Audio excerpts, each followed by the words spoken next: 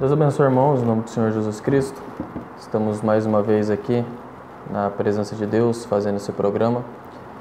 E damos toda a honra e toda a glória a Deus por nos sustentar até aqui. Estamos iniciando mais uma temporada do programa Jovens Destemidos. E contamos aí com a sua ajuda.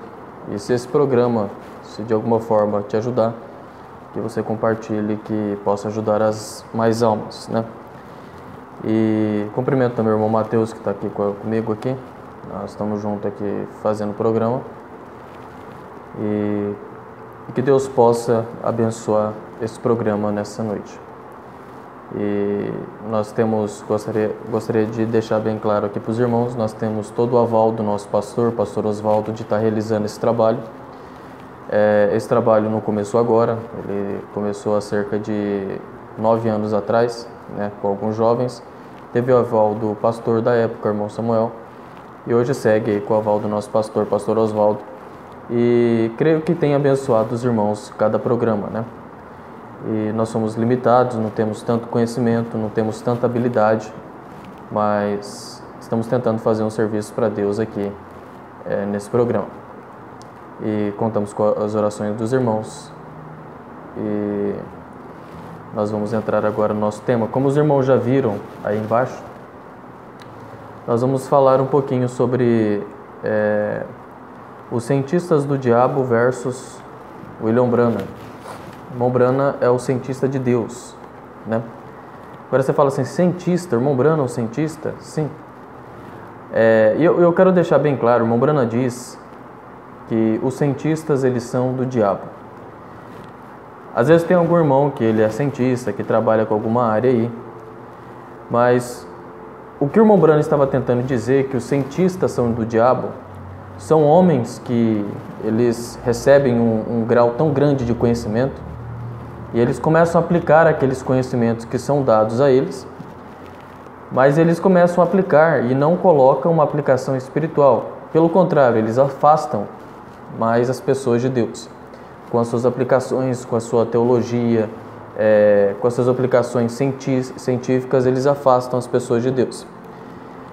Então, existiu homens, grandes homens na Terra, né, grandes cientistas que se levantaram na Terra com um conhecimento tão grande que até hoje as pessoas estudam como que eles conseguiram chegar nesse ponto. E ainda no nosso tempo, ainda homens têm se levantado com tal inteligência que foge dos padrões, né? Homens muito inteligentes. Mas eu gostaria de ler uma escritura aqui que vai dizer muito sobre o que nós vamos falar aqui nesse programa. Em Mateus capítulo 11, verso 25, diz assim: Naquele tempo, respondendo Jesus, disse: Graças te dou, ó Pai, Senhor do céu e da terra, que ocultaste essas coisas aos sábios e entendidos e as revelaste aos pequeninos. O que nós estamos falando aqui é cientistas do diabo versus o cientista de Deus. William Branham. E nós também somos cientistas de Deus, somos astronautas de Deus também. Somos cientistas de Deus em que nós entramos no laboratório de Deus ali e temos todo o acesso ao arsenal que Deus nos permite, né? A ciência, ela consegue chegar a um ponto, mas os filhos de Deus, eles vão além desse ponto, né? Se nós olharmos no tempo de Noé, existiam homens sábios, homens muito inteligentes naquela época, e eles conseguiam, o irmão Branham diz, pegar um aparelho naquele momento, levar até o céu e provar que não existia água na atmosfera, não existia nuvens, não tinha como chover. Mas os cientistas, com toda aquela inteligência que eles tinham, não foi o suficiente para livrar eles da ira daquele dia, de uma grande chuva que ia vir. Todo aquele arsenal que eles tinham só chegava até um ponto. Mas o cientista de Deus para aquela era, chamado Noé, ele foi além. Ele conseguiu construir uma arca que até hoje os próprios especialistas não conseguem entender. Deus mandou Noé pegar a madeira mais ruim que existia e passar golfer para deixar ela dura. Os cientistas daqueles dias, eles tinham que fazer escavações para pegar ferro e metais, etc. Branham diz que até hoje os equipamentos que eles usaram para levantar as pirâmides, até hoje não tem, né, irmão Branham disse. Era uma nação muito avançada.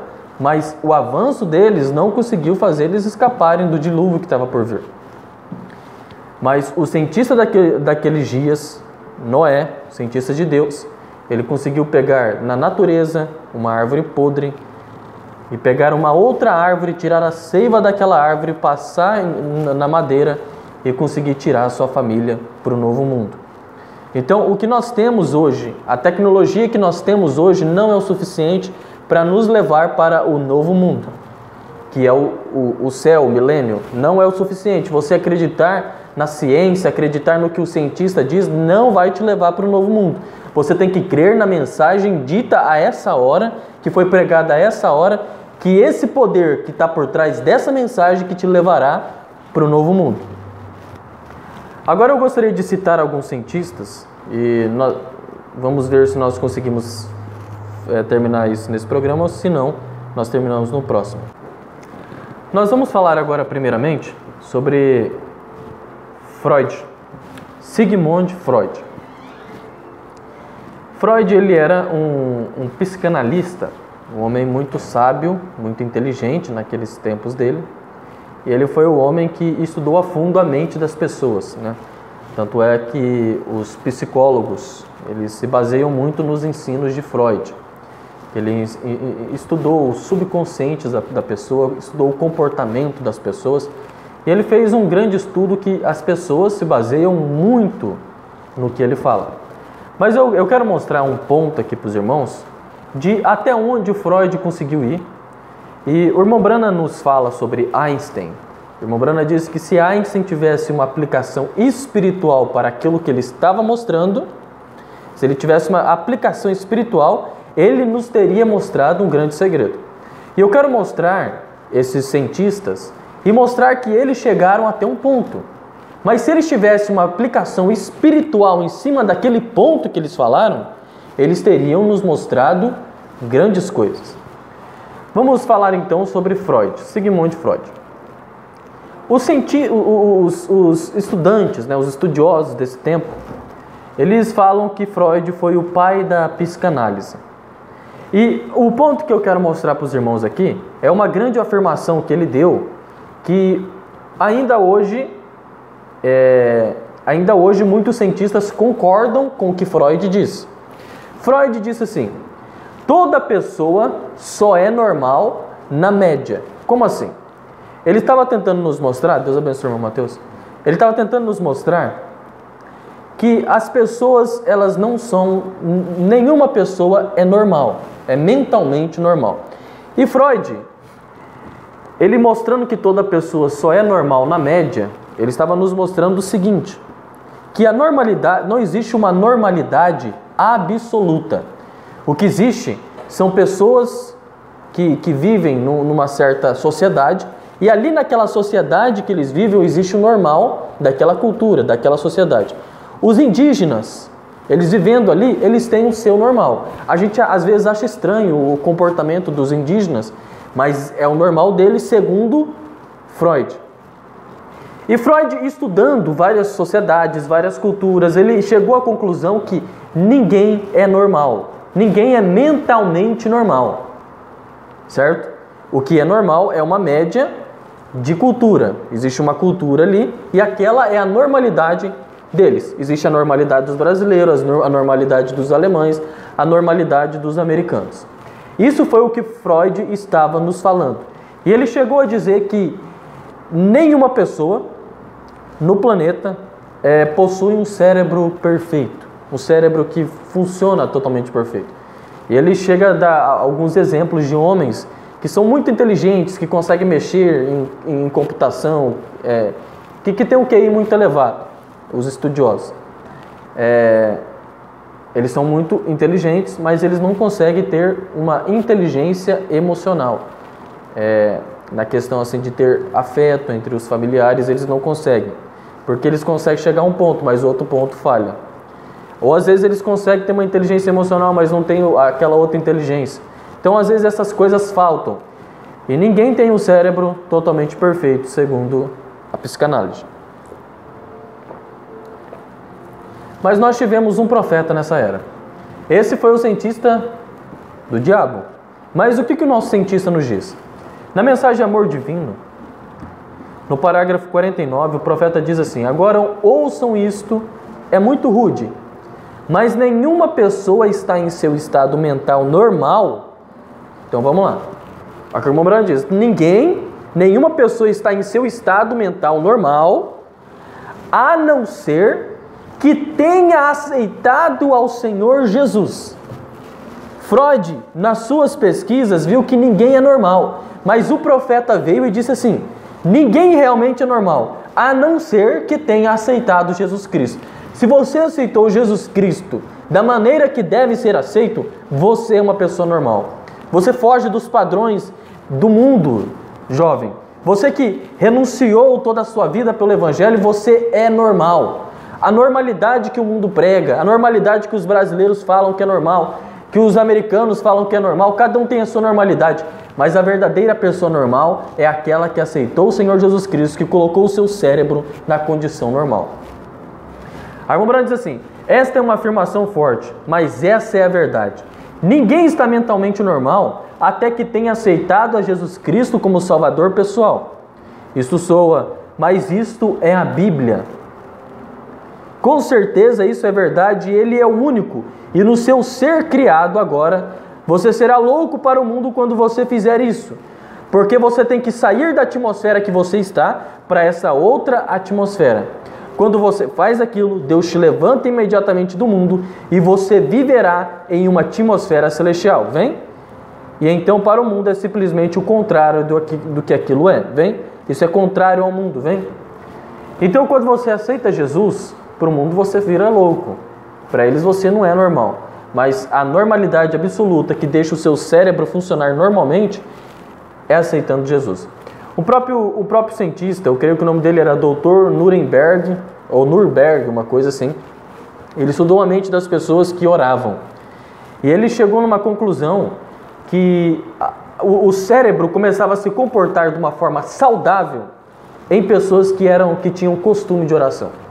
E ele fez esse teste com pessoas que iam no hospital para orar pelas pessoas. E ele viu que o comportamento do cérebro das pessoas que oravam, que tinha uma experiência em orar, era uma coisa assim que chamou a atenção dele. Apenas observe isso aqui, irmãos. Esse doutor, ele escreveu um artigo desse estudo que ele fez sobre a pessoa. O nome dele é Newberg. Falei Nuremberg, o nome dele é Newberg, ele era um neurocientista.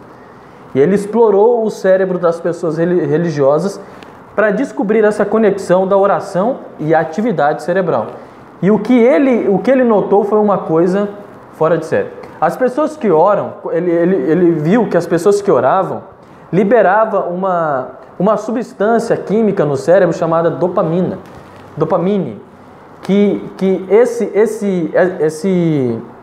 Essa substância que libera, ela é um dos grandes combatentes contra o estresse.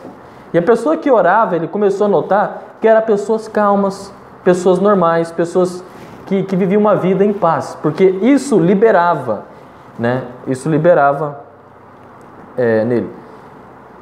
Aí aqui no artigo diz assim: o Dr. Newberg, em um estudo posterior, descobriu que aqueles que faziam da oração uma atividade diária tinham reações mais rápidas nos lombos frontal e parietal do que aqueles que oravam menos ou nunca oravam. Estudos clínicos demonstraram que as pessoas que oram têm menos probabilidade de adoecer, mais capacidade de lidar mentalmente e emocionalmente com sua doença e mais probabilidade de se recuperar de uma cirurgia, mais probabilidade de se recuperar de uma doença.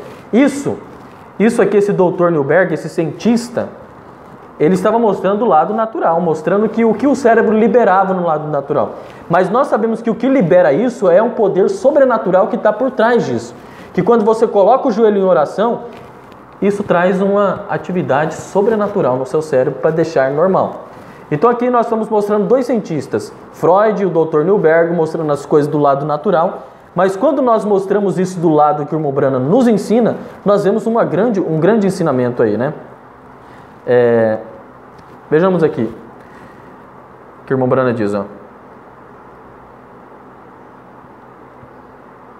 O irmão Branham diz assim na mensagem: um verdadeiro sinal que se deixa passar por alto. Ele fala assim: e deste modo, no parágrafo 67, deste modo, quando Arão e Joquebede viram que era tempo para a palavra de Deus ser cumprida, eles entraram em oração a Deus.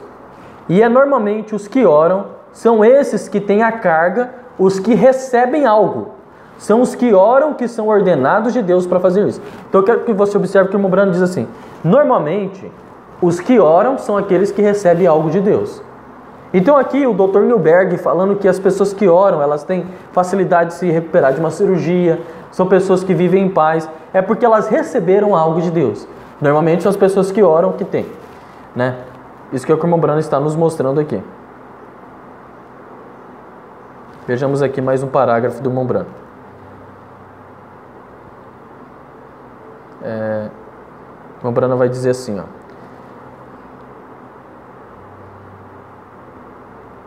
O computador está dando uma travada aqui.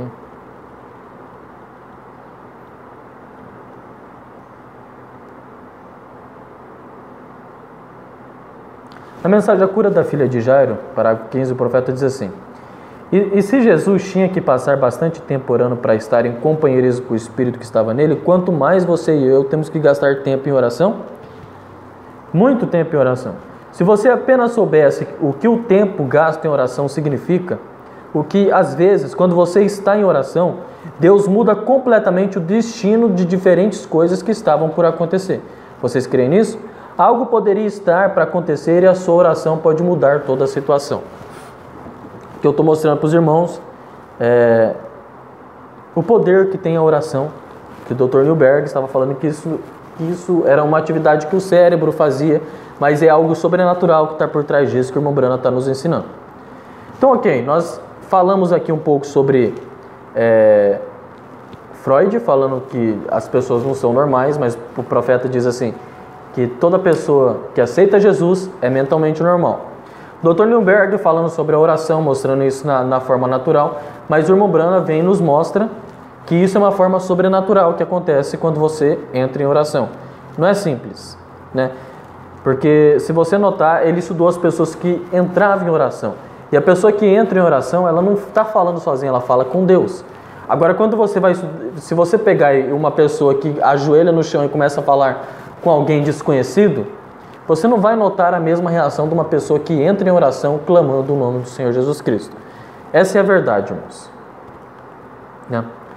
Agora vamos ver o nosso outro exemplo, né? Nós estamos falando de Freud e o que o irmão Branham diz, né? Agora nós falamos do Dr. Newberg e vamos falar um pouco agora de um outro cientista que era Einstein, né? O próprio Einstein que nós estamos falando aqui. O irmão Branham diz assim, se Einstein tivesse pegado o estudo dele e fizesse uma aplicação espiritual nisso, ele teria nos mostrado muita coisa, né? Ele teria nos mostrado muita coisa. Qual era o estudo de Einstein? Einstein ele estava estudando a energia, né, que é igual a massa, vezes a velocidade da luz ao quadrado. Né? Ele aquela famosa equação E é igual a m.c ao quadrado. Né? E ele nessa equação, mostrando a energia dos corpos, ele chegou numa conta matemática. Eu não sou um expert em matemática e de física, mas ele fez uma conta de uma certa energia que um corpo recebesse, uma energia massa vezes velocidade da luz ao quadrado. E ele fez uma conta de dois corpos, que se eles viessem numa certa velocidade, eles conseguiriam ultrapassar um ao outro. Essa foi a sua grande descoberta quando ele estava estudando a questão da energia, né? Da energia e da velocidade. Agora veja bem, e ele mostrou essa ideia, apresentou para o mundo inteiro sobre essa grande ideia que ele teve, esse grande estudo que ele fez, esses artigos, que era a energia potencial, né, a energia cinética e etc., que ele tinha estudado.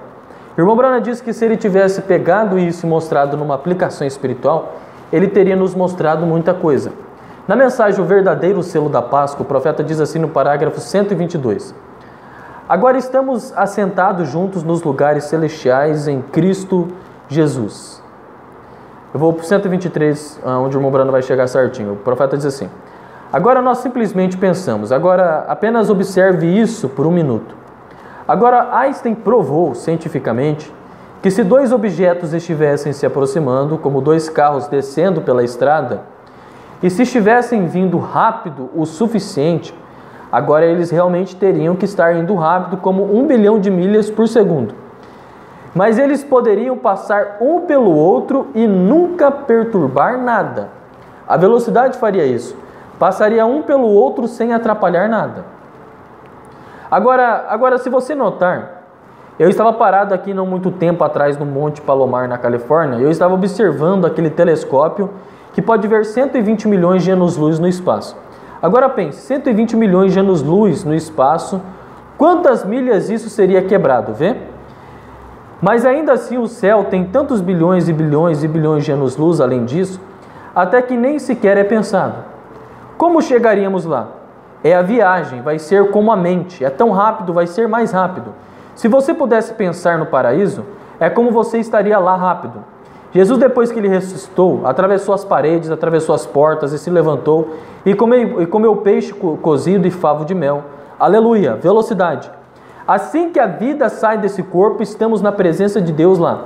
Se conhecemos como pés e polegadas, jardas e milhas e assim por diante, estamos nesse sistema terrestre. Mas quando sairmos daqui, irmão, ó que coisa. O Brando nos mostrando aqui, Einstein nos mostrando que chegando numa velocidade tão grande, se você chegando numa velocidade tão grande, os corpos conseguiriam se atravessar. Mas o Brando está nos mostrando que essa velocidade, você só vai conseguir essa velocidade quando você transformar de corpo. Como que você transforma de corpo? Quando você vive uma vida santa ao lado da palavra, e quando Jesus Cristo voltar no arrebatamento rápido, trará um potencial tão grande no seu corpo, uma energia, que Einstein estava estudando essa energia em um corpo. Essa energia habitará dentro de um corpo que fará ele voar na velocidade do pensamento, correr na velocidade do pensamento. Agora, o que me deixa tão maravilhado é que essa velocidade fará nós conhecermos mundos. Porque o profeta está nos dizendo aqui que ele estava olhando um telescópio e como estava longe os planetas, bilhões de anos-luz. Mas esse corpo que virá sobre nós fará nós visitarmos planetas, corrermos de planeta a planeta. O que os cientistas do diabo estão tentando fazer hoje? Nós vemos aí os grandes bilionários, homens que estão fazendo foguetes para visitar Marte, para visitar a Lua. É só nós crermos em Jesus Cristo que isso é o suficiente para nós visitarmos esses planetas. Porque uma grande transformação virá, uma transformação de corpos. Da mesma forma como Abraão e Sara tiveram seus corpos transformados. Voltaram a ter 18 anos de idade. Né? Mas como assim, irmão Jonatas? Como que eles voltaram a ter 18 anos de idade? Só você ver lá na Bíblia, que Sara tinha 90 anos de idade. Chegou na frente do rei, o rei achou ela formosa e quis casar com ela. Como que uma senhora de 90 anos, um rei vai achar formosa e querer se casar com ela? Teve um poder que aconteceu ali para receber o filho prometido.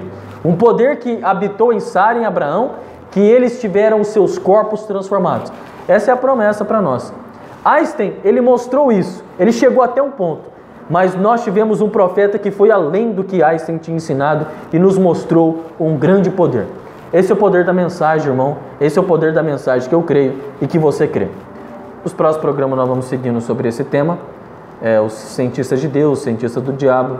Que Deus te abençoe no nome do Senhor Jesus Cristo. Continue orando aqui pelo irmão Jonatas, pelos jovens da Super Raça. E que Deus te abençoe no nome do Senhor Jesus Cristo. Shalom.